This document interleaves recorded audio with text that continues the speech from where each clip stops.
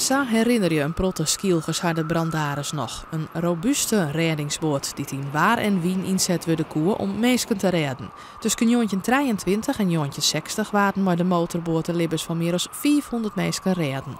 En zo kreeg de stichting Behoud oudste motorreddingboot ter wereld het schip Oranje Ierwe weerom. Ombouwd ta jacht en maar de nedige mankementen. Een pad ervan zwaar het nou voor het financiële god. Wat we hier zien, dat is het verroeste gedeelte van het berghout en dat vergt heel veel extra werk en extra kosten. En daar is de begroting behoorlijk uit de hand gelopen. Dit hing je hem net voorzien?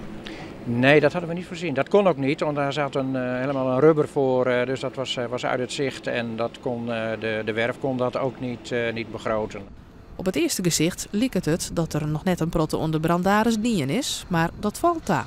Je kunt zien, dit is de machinekamerkap.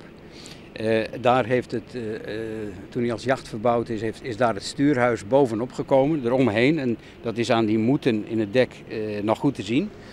En dat heeft ook nogal veel corrosie gehad. Het materiaal zat opgesloten, condens. En dat zijn we nu aan het herstellen en dat is grotendeels al gelukt. Maar de vertrouwde namen op de boeg en een nieuwe motor kreeg het de reddingsboot stadig gewoon weer warm. De initiatiefnemers hopen dat sponsoren het financiële god dichtje kunnen.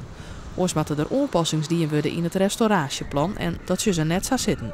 Nou, dat zou natuurlijk wel heel jammer zijn, want dan is het project niet voltooid. En we hebben toch min of meer een tijdspad gesteld en dan wil je er ook graag weer van af. Hè? Anders blijft het zo slepen en moet je maar afwachten of je ermee verder komt.